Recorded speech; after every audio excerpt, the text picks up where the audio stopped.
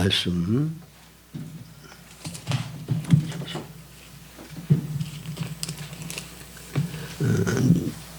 데살로니가전서 1장 6절부터 8절까지 봉독합니다. 데살로니가전서 1장 6절부터 8절까지입니다. 제가 봉독해 드립니다. 또 너희는 많은 환난 가운데서 성령의 기쁨으로 말씀을 받아 우리와 주를 본받은 자가 되었으니 그러므로 너희가 마게도냐와 아가야의 모든 믿는 자의 본이 되느니라. 주의 말씀이 너에게로부터 마게도냐와 아가야에만 들릴 뿐 아니라 하나님을 향하는 너의 믿음의 소문이 각처에 퍼졌으므로 우리는 아무 말도 할 것이 없느니라. 아멘. 모범교인의 삶의 특징이 여기 본문 말씀에 나타나는데, 그래서 오늘은 본문을 통하여서 모범교인의 삶의 특징은 어떠한가에 대해서 말씀을 드리려고 합니다. 여러분들이 이 말씀을 볼 때 항상 기억을 해야 될 것은 하나님께서 우리에게 이 말씀을 주시는 목적이 뭐냐. 항상 그 목적을 바로 가지고 말씀을 봐야 돼요. 바울 사도께서는 하나님께로부터 이제 목회를 할 수 있는 그런 기회를 주셨을 때에 무엇을 목표로 해서 교인들을 양육하고 성장시키려고 했냐. 그거를 바울 사도께서 간증하게 나와요. 그게 바로 갈라디아서 4장 19절이죠. 너희 안에 갈라디아 교인들을 목양하고 그들을 영적으로 성장시키려고 할 때 목표가 뭐냐. 너희 안에 그리스도의 형상이 이루어지기까지 내가 다시 해선의 수고를 다한다. 자, 산모가 해산의 수고를 다하는 목적은 뭐예요? 새 생명을 출산하기 위함이잖아요. 새 생명을 출산하기 위해서 그 아픈 고통을 견디고 참는 거예요. 온 힘을 다 거기에 쏟는 거야. 근데 바울 사도는 바로 갈라디아 교인들이 그리스도의 형상으로 그리스도의 생명이 그들 안에서 자라서 그들의 삶이 그리스도의 생명의 본성을 살아 나타내는 삶을 살도록 하기 위해서 해선의 수고를 다했다는 거예요. 그리고 에베소서 4장 11절 이하에 보면 그가 어떤 사람은 사도로, 어떤 사람은 선지자로, 어떤 사람은 복음 전하는 자로, 어떤 사람은 목사와 교사로 삼으셨으니 하나님께서 교회에 이와 같은 직임과 은사를 주셔서 일을 하게 하신 일꾼들이 있는데 무엇하기 위한 거냐? 목적이 뭐냐? 성도를 온전하게 하기 위하여. 성도를 온전하게 하여서 그들로 하여금 주의 몸을 위하여 봉사의 일을 하게 하고 그리스도의 몸을 세우도록 하기 위해서 이런 사역자들을 부르셨고 사역자들에게 특별한 은사를 주셔서 주의 몸을 성도들을 섬기게 했다는 거죠. 그러니까 성도를 온전하게 하여 이게 그리스도 형상으로 성도들이 온전히 성장하고 변화되도록 하는 거예요. 이거는 어디서부터 근원이 됐는가 하면 창세전에 하나님께서 기쁘신 뜻대로 목적하시고 계획하신 것이 바로 이 내용이에요. 그래서 요즘은 제가 설교할 때마다 반복해서 계속 가서 창세전에 하나님이 목적하시고 계획하신 바 뜻이 뭐라는 것을 제가 말씀을 드리죠. 왜? 이게 그만큼 중요하기 때문에. 성경 66권 전체를 올바로 푸는 키가 여기에 있어요. 하나님이 창조하신 것도, 예수님을 보내서 우리를 구속하신 것도, 성도들에게 특수 은혜를 주셔서 모든 환경을 안배하셨고 말씀과 진리로 우리 안에 역사하는 것도 다 무엇을 위한 거냐? 창세전에 하나님께서 세우신 기뻐하는 뜻, 목적을 이루기 위하여. 그게 뭐예요? 우리로 사랑 안에서 거룩하고 흠이 없게 하시려고, 그리스도의 영상으로 우리들을 변화시키시려고, 예수님과 같은 많은 아들들을 얻으시기 위해서 모든 역사를 하신다고 말해요. 이 바울 사도도, 그 다음에 하나님께로 부름받은 모든 사역자들도 목표는 딱 하나예요. 성도들을 그리스도 형상으로 온전케 하는 거. 사랑 안에서 참된 것을 하여 범사에 그에게까지 자랄지니, 그에게까지 자라게 하는 거. 곧 그리스도 예수라. 예수님이 말하는 것과 같이 말하고 예수님이 사신 것과 같이 하나님의 사랑의 본성을 살아 나타내는 삶을 살도록 하기 위해서 예수님 이 땅에서 사람으로서 인생을 사셨잖아요. 그거는 거듭난 하나님의 사람들이 어떻게 살아야 된다고 하는 하나의 본을 보여주신 거거든요. 그러니까 우리는 예수님 이 땅에 사셨던 것과 같이 그렇게 살아야 돼. 그렇게 살려고 그러면 우리가 영적으로 성장해야 돼요. 그래야 예수님과 같은 삶을 살아낼 수가 있어요.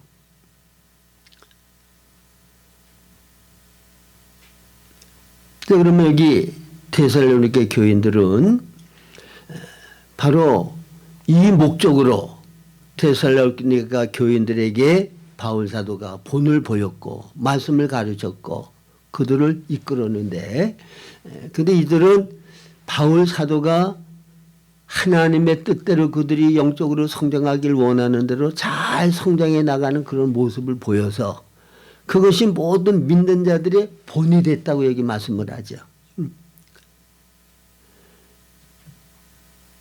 그러면 이 믿는 자들의 삶의 특징, 모범 신자들의 삶의 특징은 어떠냐? 첫째로 여기 말씀해 보면 환난 중에 그랬죠. 이들은 많은 환난을 당했어요. 뭘 당했다고요? 환난을 당했어. 그래서 여러분들이 정말 주님을 바로 사랑하고 바로 섬기려고 하면 무슨 각오를 해야 되는가 하면 많은 환난과 시련을 당할 각오를 해야 돼. 편안하고 안일하게 내가 원하는 거가 다 하나님 은혜로 이루어져서 아무 고생도 없이 시련도 없이 그렇게 살고 사는 것을 갈망한다 그러면 그거는 예수님의 제자의 길을 가는 거 아니고 올바른 신앙생활을 하려고 하는 사람의 자세가 아니에요.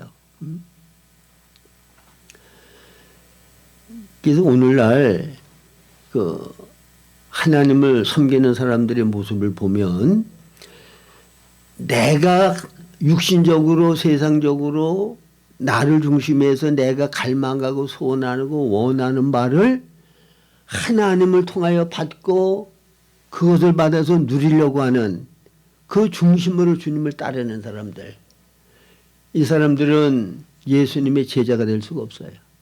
올바른 신앙길을 갈 수가 없어. 넓은 길로 가는 사람들이야. 참된 주님의 제자가 되기를 원하는 사람들은 자기 부인하고 십자가를 지고 주님을 따르는 사람들. 달리 얘기를 하면 하나님께서 우리에게 주고 싶어 하시는 것을 받기를 갈망하고 소원하고 그거를 원해서 주님을 따르는 사람들. 이 사람들이 참된 믿음 생활을 하는 사람들이고 바른 길을 가는 사람들이에요. 그러면 하나님께서 우리에게 주시고 싶어 하시는 것은 제가 뭐라고 말씀을 드렸죠?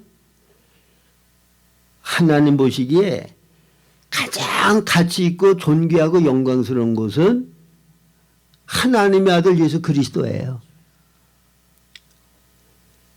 하나님이 기뻐하시고 하나님이 귀하게 여기고 가치 있게 여기는 거는 딱 하나, 하나님의 아들 예수 그리스도만을 기뻐하시고 그 그리스도만을 원하셔. 그래서 예수 그리스도와 같은 많은 아들들을 얻기를 원하는 것이 창세전에 가지셨던 하나님이 기쁘신 뜻이란 말이에요. 택하시고 예정하심이 여기에 있다고 말이에요. 그러면 우리의 갈망과 소원이 주님의 뜻과 같아야 돼. 주님이 정말 우리에게 주시고 싶어 하시는 것을 받고 싶은 갈망이 있어야 된다고. 거기에 대한 목마름이 있어야 된다고. 그래 영적으로 성장하게 되어지고 우리를 통하여 주의 뜻이 이루어질 수 있게 된다고 말해요. 응?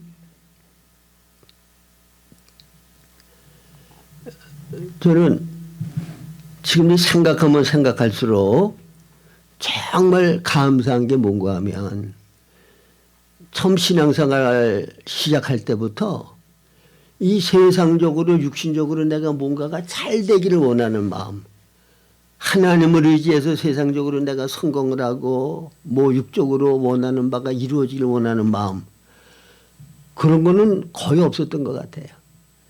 처음서부터 어떻게 하면 제한 짓고 주의 뜻대로 성결하게 살 수 있을까? 여기에 내 갈망이 있었고 소원이 있었고 이것이 내 신앙 중심이었단 말이에요. 이거 특수한 은혜예요. 그렇기 때문에 하나님의 말씀도 여기에 초점을 맞춰서 보게 되어지고 깨닫게 되어지고, 근데 이게 바른 길이었더라고. 이게 올바른 진리의 노선이었단 말이에요. 그래서 다른 사람들은 몰라도 저는 그렇게 신앙생활을 하면서 타고난 타락한 제약적인 본성이 아주 딴 사람보다도 더 악성이 많은 사람이었는데 하나님께서 그거를 많이 변화시켜 주신 걸 제가 느끼거든요. 그게 영적인 성장이에요. 첫째 아담에게 속하여 있는 타락한 본성이 감소되어지고 거룩한 그리스도의 성품이 내게 점점 더해지는 것, 이게 영적인 성장이야. 그게 영적으로 많이 자라고 성숙한 사람은 주님의 생명의 본성을 많이 생활 가운데 살아 나타내. 근데 그것이 서기관과 바리새인들과 같이 육으로 외식적으로 흉내내는 것이 아니라 본질적으로 신진대사적으로 하나님의 말씀을 내가 영양식으로 먹고 변화가 되어서 자연스럽게 표현되어지고 나타나는 거예요. 그래서 내가 그리스도 안에서 정말 거룩하게 변화되어지고 새로워진 부분은 내가 그런 사람인 것도 잘 의식이 안 돼. 왜? 나도 모르게 그런 생활이 저절로 나타나기 때문에. 이게 신진대사적으로 변화되는 거예요. 그러려고 그러면 뭐가 필요한가 하면 반드시 여러 가지 시험과 환난이 필요해. 여러분 영적으로 뛰어나고 하나님의 사람으로 불림을 받는 하나님의 사람들은 하나같이 많은 시련과 고난과 환난을 겪지 않는 사람 한 명도 없어요. 다윗 같은 사람을 보면 하나님의 마음에 합한 자라고 그랬어. 다윗은 내 마음에 합한 자다. 하나님의 사람이야. 근데 그와 같은 하나님의 사람이 어디서 만들어졌냐? 고난과 환난 가운데서 하나님의 사람이, 하나님의 마음에 합한 사람이 만들어진 거야. 여러분 바울의 다윗의 생애를 보시고 시편을 한번 읽어보세요. 다윗은 시편들.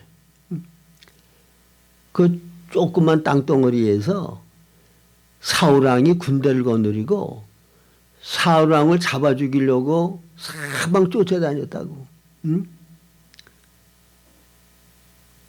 매 순간순간 죽음의 위협을 느끼면서 온전히 하나님만을 의지하고 하나님만을 바라보고 하나님의 도움만을 구하면서 하나님이 자기를 돌보고 함께 하시는 수많은 걸 체험하면서 감사하고 찬양하는 시가 시편에 가득하잖아요. 여러분 그가 당한 시련과 고난을 보라고 시편에서. 그 가운데서 하나님의 마음에 합한 사람이 만들어진 줄로 믿으시기 바랍니다. 여러분 요셉이 우리가 보면 참 위대한 신앙 인격을 가진 사람이잖아요. 요셉이 위대한 신앙의 인격을 가졌다고 하는 것을 우리가 어디서 알 수가 있어?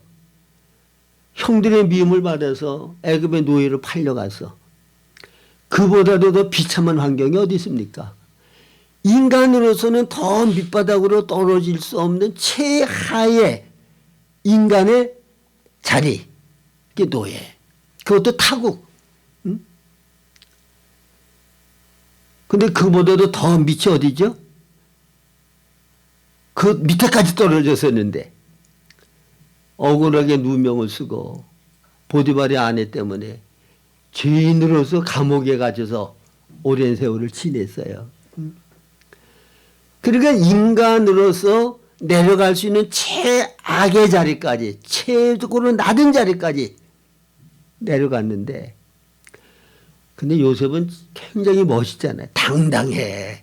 예? 어디 가서나 당당해. 왜? 하나님이 나와 함께 하시면 알거든.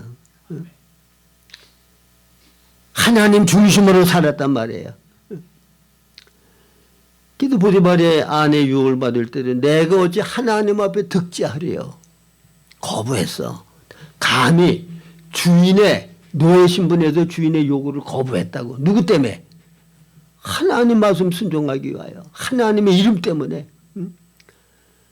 의 때문에 고난을 당한 거, 억울한 일을 당한 거, 감옥 생활이에요.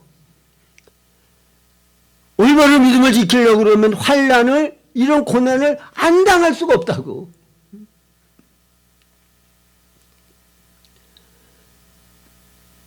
다니엘 같은 사람도 얼마나 총명한 청년이에요. 바빌론의 포로로 잡혀가가지고 포로 생활을 할 때, 그 친구들은 금신상에 절을 하라고 할 때 절 안 했다고 해서 보통의 10배나 뜨거운 풀무불 속에 던짐을 받아가지고 다 죽게 되지 않았어요.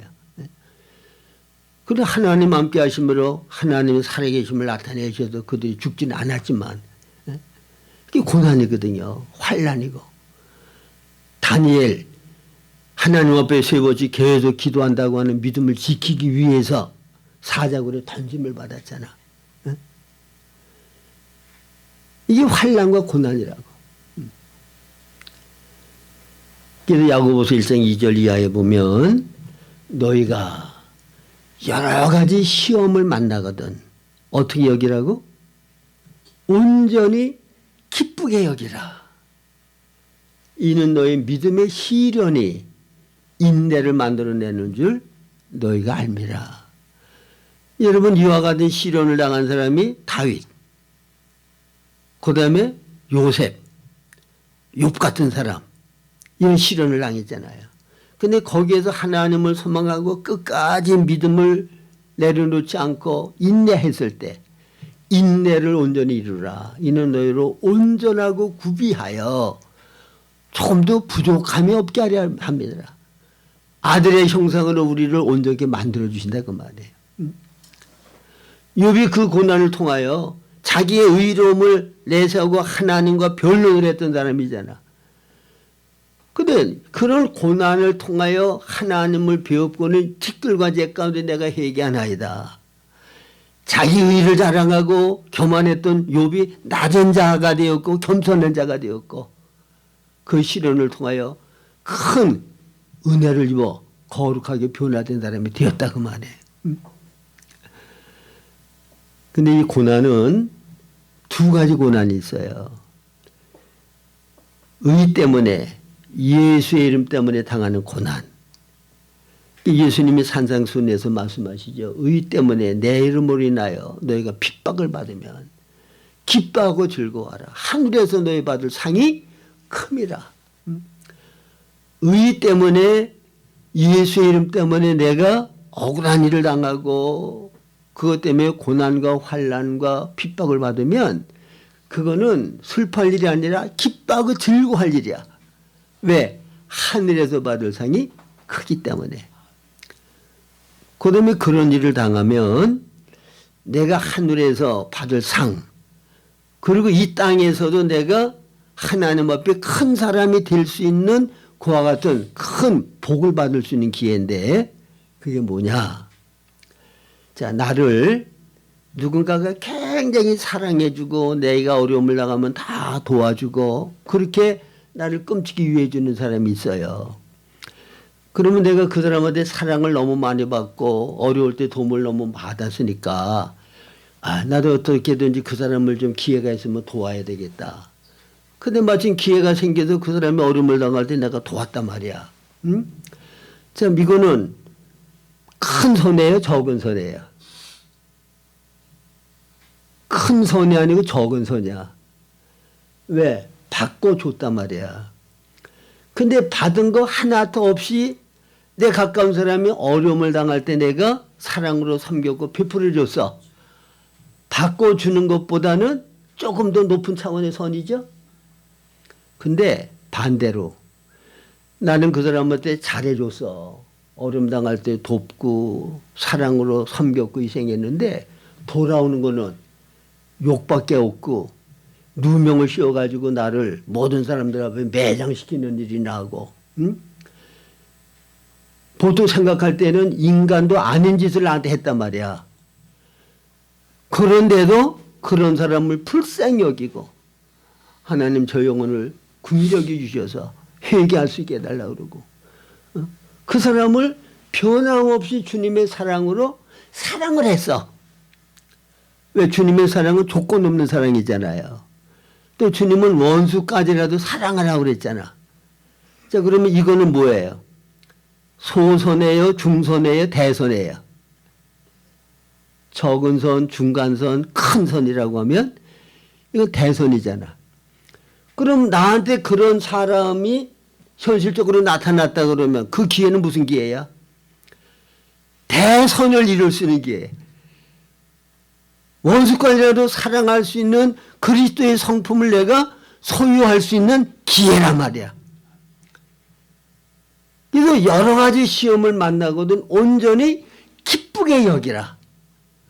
그러면 내 평생 소원이 어떻게 해서라든지 내가 이 세상 사는 동안에 그리스도의 성품으로 변화가 되어서 그리스도의 장성한 분량이 충만될 때까지 잘하는 것이 내 갈망기고 목적이고 소원이라 그러면, 자, 이런 환경을 하나님이 주셨으면 기뻐할까요? 탄식하고 슬퍼할까요?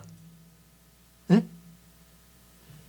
정말 내 중심이 주님과 같은 성품으로 변화되기를 원하는 게 목적이고 갈망이라면 이런 원수 같은 사람이 나타났을 때 이것 때문에 슬퍼하고 탄식해요? 기뻐하고 감사해요? 중심이 바뀌었으면 주님이 주고 싶어 하시는 것을 받기를 원하는 정말 그 갈망, 창세전에 우리로 사랑 안에서 거룩하고 흠이 없는 예수님과 같은 사람으로 만들어주려고 하는 그 뜻이 내 갈망과 소원과 뜻이 된 사람은 기뻐하고 감사하지.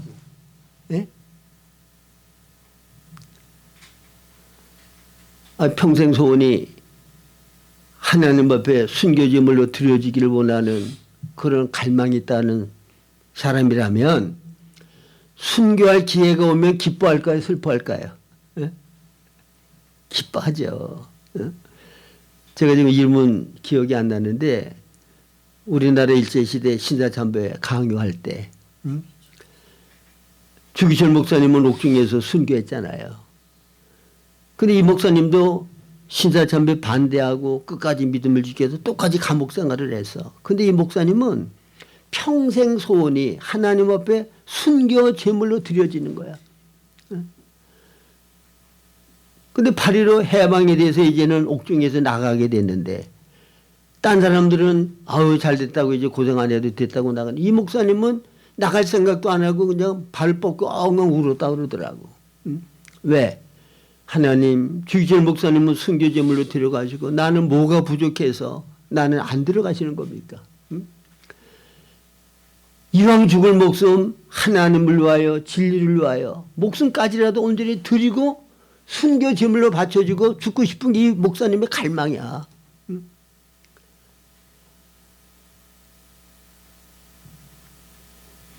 여러분, 세상에서 내가 솔로몬과 같이 온갖 부귀영화를 누리고 고생 없이 잘 살기를 원하는 것이 내 목적과 소원이라면 주님께서 나를 거룩한 그리스도와 같은 형상으로 성장시키기 위하여 필요한 환경을 주면 그건 다 불명한 불평거리야. 하나도 그 안에 기쁨이 없다고. 이 중심이 바뀌어져야 돼. 믿으십니까? 나번이 나 중심을 하나님번의 중심으로 바꿔놓지 않으면 올바른 신앙생활 안 돼요. 가장 중요한 게 뭔가 하면 이 중심 바꾸는 거야. 무슨 중심? 나번이 나 중심을 하나님번의 하나님 중심으로 바꿔야 올바른 제자의 길을 갈 수 있고 영적으로 성장하는 신앙생활을 하게 되지. 그렇지 않으면 모든 것 다 이용해서 내 사욕과 욕심만을 이루는 일을 위하여 이용하고 사용하게 된다 그 말이에요. 그래서 하나님께서 이 자아를 깨트리기 위해서 이 환란이 필요해. 그래서 또 하나의 환란과 시련은 의 때문에 주님의 이름 때문에 당하는 환란과 시련이 아니라 내 육신의 소욕대로 하나님의 뜻을 거스리고 하나님 앞에 범죄하고 타락된 삶을 살다가 히브리서 12장에 보면 하나님이 사랑하는 자를 징계하신다 그랬죠. 하나님 앞에 잘못해서 징계를 받음으로 와지는 환난과 고난. 이것도 너무 감사한 거예요. 저는 의 때문에 정말 예수 때문에 당하는 환난과 고난과 시련은 별로 많이 겪어보지 못했어요. 이게 너무 부끄러운 일이지. 근데 내가 하나님 앞에 잘못해서 징계를 받음으로 당하는 환난과 고난은 참 많이 겪었다고. 근데 그게 너무 감사한 게 사랑하지 아니하면 징계가 있다고요, 없다고요?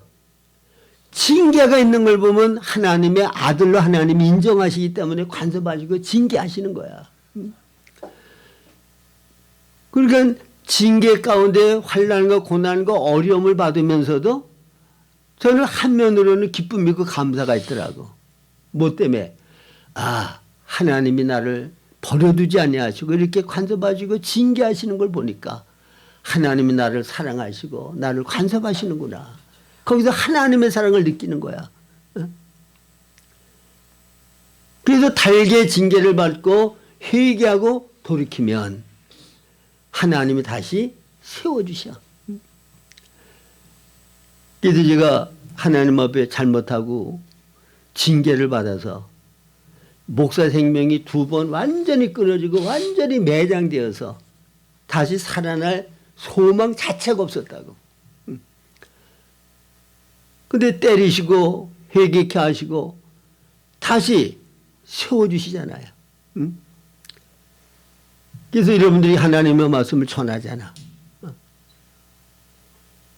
그래서 잘못해서 징계를 받음으로 환난을 당하든 아니면 의 때문에 환난을 당하든 아무 일 없이 평안하게 지내는 것보다 우리 삶 가운데 환난과 시련이 부닥치는 것은 영적으로 성장하는 데는 가장 좋은 은혜의 선물이라고 하는 거 기억하시기 바랍니다. 이런 일 당할까 봐 겁나요? 예? 이런 환난과 시련을 하나님이 여러분들에게 계속 줄까 봐 겁나셔? 아, 표정이 그런 표정들이야. 여러분, 이 세상은요, 이렇게 살든 저렇게 살든 잠깐 살다 끝나고 말아요. 모든 육체는 풀과 같고 그 영광은 풀의 꽃과 같더니 풀은 시들고 꽃은 떨어지나 주의 말씀은 세세토록 있도다. 하나님의 말씀이 내 인격이 되어지고 내 삶이 된 것만이 그게 영원한 거예요. 믿으십니까? 그래서 이 짧은 세상 사는 동안에 말씀이 인격이 되어지고 내 삶의 표현이 되어지는 그게 바로 하나님의 형상의 나타남이죠. 이거 이루기 위하여 믿음 생활을 하실 수 있기를 바랍니다. 그 다음에 두 번째로는 이게 모범 신자의 삶의 원리는 뭔가 하면 성령의 기쁨이 환난 가운데 성령의 기쁨이 그들 안에 있다고 말씀하죠. 성령의 기쁨이 그런 환난 가운데서도 보통 사람 같으면은 원망하고 불평하고 낙심해야 되는데 여기 데살로니가 교인들은 그런 환난 가운데 뭐가 있다고요? 성령의 기쁨이 있어요. 이 기쁨은 데살로니가전서 5장 16절 이하에 보면 항상 뭐하라? 항상 기뻐하라. 항상 기뻐하는 거. 이 기쁨이 계속되게 하는 거. 그게 하나님의 뜻이에요. 우리가 항상 기쁨으로 사는 게 하나님의 뜻이라고. 믿는 성도들은 얼굴이 항상 기쁨에 차서 밝아야 돼. 침울하고 우울한 표정을 지면 그건 영적으로 병든 거야. 항상 기쁨이 있어야 돼. 감사가 있어야 돼. 가끔씩 하다 항상 기뻐하라. 쉬지 말고 기도하라. 범사 모든 일에 감사하라. 그 다음에 이 기쁨은 갈라디아서 5장 22절에 보면 성령의 열매 가운데 하나예요. 오직 성령의 열매는 사랑과 희락과 성령의 열매. 여기도 성령의 기쁨이라고 말씀하잖아요. 성령님이 우리 안에서 역사하실 때 우리 안에는 기쁨이 솟아나게 돼 있어. 성령의 기쁨이 있단 말이야. 그 다음에 이제 바울 사도께서는 옥중에 갇혀 있을 때 빌립보 교회 편지를 써서 보냈거든요. 옥중 서신이에요. 빌립보서는. 근데 거기 빌립보 4장 4절 이하에 보면 주 안에서 기뻐하라. 내가 다시 말하노니 기뻐하라. 기뻐하라는 것을 두 번씩이나 강조해요. 주 안에서 기뻐하라. 내가 다시 말하노니 기뻐하라. 그러니까 이 기뻐하라는 것이 얼마나 중요하다는 얘기예요. 기쁨을 갖는다고 하는 것이 얼마나 중요한 일이냐고. 그런데 바울 사도가 가진 이 성령의 기쁨은 가장 불행스러운 환경인 감옥 속에서 누리는 기쁨이기 때문에 이거는 환경을 초월한 기쁨이야. 환경과는 상관이 없어요. 다니엘은 사자굴 속에서도 아마 기쁨이 넘쳤을 거야. 세 청년은 풀무수복에 던짐을 받으면서도 기쁨이 넘쳤을 거라고. 남들이 볼 때는 저런 환경 가운데서 어떻게 힘들어서 살지, 저런 불행스러운 환경 가운데서 어떻게 살지 그러는데 성령 안에서 주님 안에서 누리는 기쁨은 그 환경을 초월한 기쁨이라고. 환경에 아무 영향을 받지 않는 기쁨이 바로 성령 안에서 주님 안에서 누리는 기쁨이라고 말해요. 그다음에 이 기쁨은 어디서 생기는가 하면 요한복음 14장 17절에 보면 하나님 나라는 먹고 마시는 것이 아니라 성령 안에서 의와 평강과 희락이라 그랬죠. 희락. 하나님의 나라. 하나님이 통치하시고 하나님이 다스리는 영역 안에서 그 다스림 받고 살 때에 우리 안에 뭐가 있느냐? 희락이 있어요. 기쁨이 있어. 그래서 이 기쁨의 근원은 사실은 하나님이 기쁨의 근원이시거든요. 하나님의 보좌에는 즐거움이 가득해. 그래서 주님의 다스림 가운데 우리가 살면 우리 속에 평강과 기쁨과 안식이 있을 수밖에 없어요. 그게 천국의 생활이야. 내가 주인이 되어 있고 환경에 지배를 받고 그러면 그 안에 기쁨이 있을 수 없어요. 참된 기쁨은 어디서만 나온다고요? 주님의 다스림 안에 있을 때만 기쁨이 나오는 거야. 주님 다스림 밖에 있을 때에는 암만 기뻐하려고 애를 써도 기뻐할 수가 없어. 여러분 세상적인 기쁨을 얘기하는 거 아니에요. 세상적인 기쁨은 내가 갈망하고 소원하고 내가 뜻하는 바가 이루어질 때마다 기뻐할 수가 있겠죠. 응? 가난에 찌들러 살다가 갑자기 10억짜리 복권에 당첨이 됐다 그러면 얼마나 기쁘겠어. 기쁠 거 아니에요. 응? 성령 안에서 기쁨 이런 기쁨은 아니야. 주님 다스림 안에 있을 때 의와 평강과 희락 그게 우리 안에 있게 되어지는 거란 말이에요. 그래서 저도 보면 내가 원하는 바대로 세상 모든 일들이 다 잘 되어지고 경제적으로도 부정함이 없고 인간관계에서도 내가 마음 상할 일도 없고 모든 게 다 좋아. 근데 주님과 친밀한 관계 속에 있지를 못하고 주님을 내가 떠나서 주님의 임재가 내게서 떠나면 기쁨 없어요. 그래서 영적인 성령의 기쁨을 누렸던 사람들은 세상에 어떤 것 가지고도 이 기쁨과는 아예 질이 다르기 때문에 이 영적인 기쁨을 잃어버리면 참으로 행복할 수가 없어요. 이거는 이 영적인 체험이 필요해요. 영적인 체험. 성령의 기쁨을 누려봐야 이게 어떤 건 줄 알고 주님의 임재를 떠나서 주님의 다스림을 떠나서 어떤 것 가지고도 만족과 기쁨이 없기 때문에 결국은 주님께로 되돌아갈 수밖에 없는 거고 잘못됨이 있으면 회개하고 주님과 다시 친밀한 관계를 가질 수밖에 없게 되는 거예요. 그 다음에 세 번째로는 뭐라고 말씀하셔요? 이런 환난 가운데 기쁨으로 하나님의 말씀의 도를 받고 하나님의 말씀과 말씀을 전해준 사도들을 본받는 자가 되었다. 하나님의 말씀을 받아들여서 말씀대로의 삶을 사는 사람이 되었다 그 말이에요.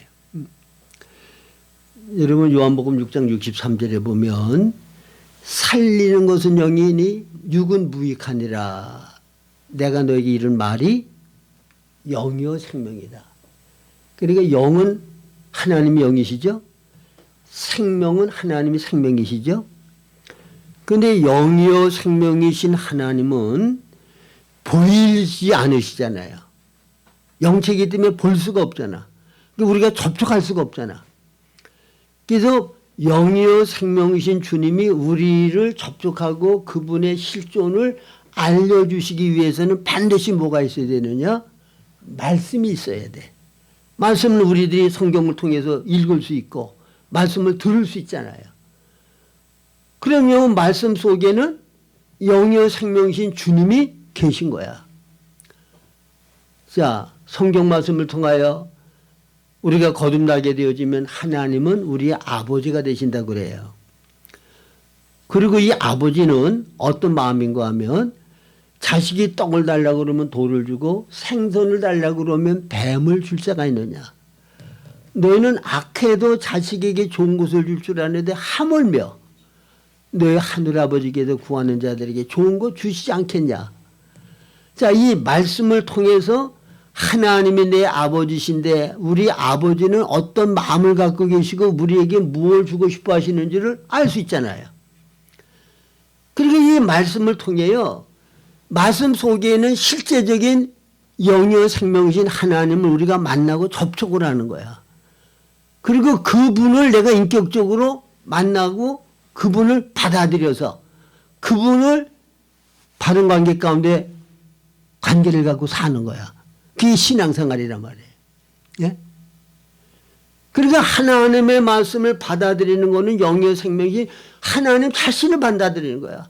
하나님의 말씀을 믿는 것은 영이요 생명이신 말씀 속에 하나님을 내가 믿는 거라고 말해요.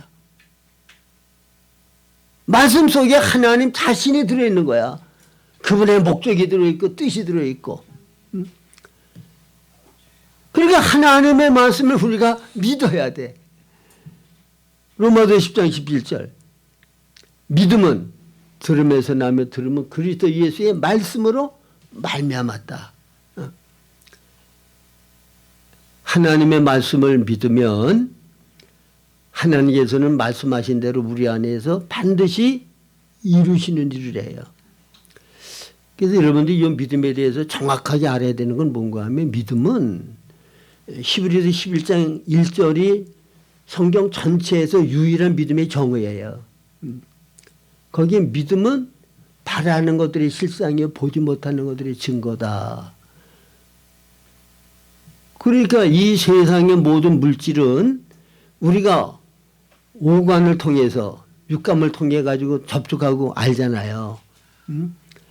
제가 겨우 내내 검정 양복을 입었다가 이제는 나이가 좀 풀리니까 이제 목사님이 감색 양복으로 바꿔 입었다. 어떻게 알아?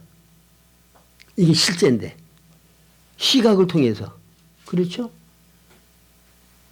냄새를 통해서, 청각을 통해서, 촉각을 통해서 사실을 내 안에 실제화시킨단 말이야.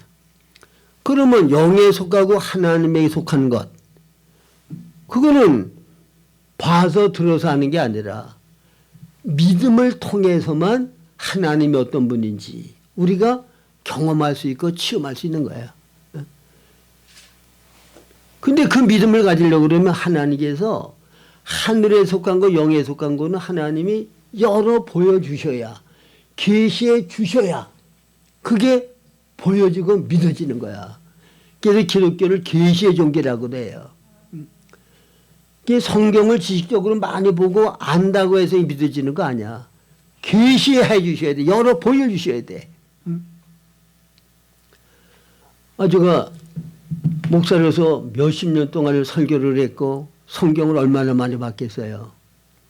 그런데 제가 그런 부모 밑에서 태어나고 내가 지금까지 살아올 때 당했던 여러 가지 어려움과 시련, 그런 사람을 만나지 않았더라면 얼마나 좋았을까. 그 사람 만나는 바람에 내 인생이 완전히 망쳐졌어. 그런 사람들도 있단 말이야. 근데 하나님께서 말씀을 통하여 계시를 통하여 깨달음을 주니까 그게 다 원망 불평 속에 없었으면 좋았을 것 같은 게 반대로 이게 없었으면 큰일 날 뻔했다. 하나님 이런 환경을 안배해 주신 거 감사합니다. 완전히 반대로 바꿔줬단 말이야. 이게 뭐예요? 계시를 통해서. 응? 하나님이 원하시는 나 같은 사람은 나밖에 없는데 그게 하나님이 특수하게 만들려고 하는 그런 작품이란 말이야. 나는. 근데 이 작품이 만들어지기 위해서는 내 삶에 하나라도 빠지면 안 돼. 특별히 그런 사람은 만나지 않았으면 좋았었다는 그런 사람이 있었기 때문에 내가 된 거야. 그렇지 않으면 완전히 딴 사람이야. 이거를 깨달으니까 내 삶이 변화되는 거예요. 저절로. 그래서 하나님의 말씀을 여러분들의 계시를 통하여 밝히 깨달아 말씀 속의 영의 생명신 주님을 받아들이고 그분이 요구하고 원하는 뜻대로 우리가 말씀에 바르게 순종을 하게 되어지면 그러면 말씀이 인격이 되어지고 내 삶이 되어진다고 말이에요. 그러면은 모든 사람들에게 본이 되어지는 모범신자가 되어지는 거고 하나님을 기쁘시게 영광스럽게 아버지의 창세전에 목적하신 바 뜻을 날마다 이루어가는 우리의 삶이 되어진다고 말입니다. 이것만 인생으로서의 가치 있게 사는 거예요. 의미 있게 사는 거야. 보람 있게 사는 거고 주님의 심판대 앞에 설 때에 칭찬과 영광과 존귀를 받을 수 있는 그런 삶을 살 수 있게 된다는 거 기억하시기를 바랍니다. 예.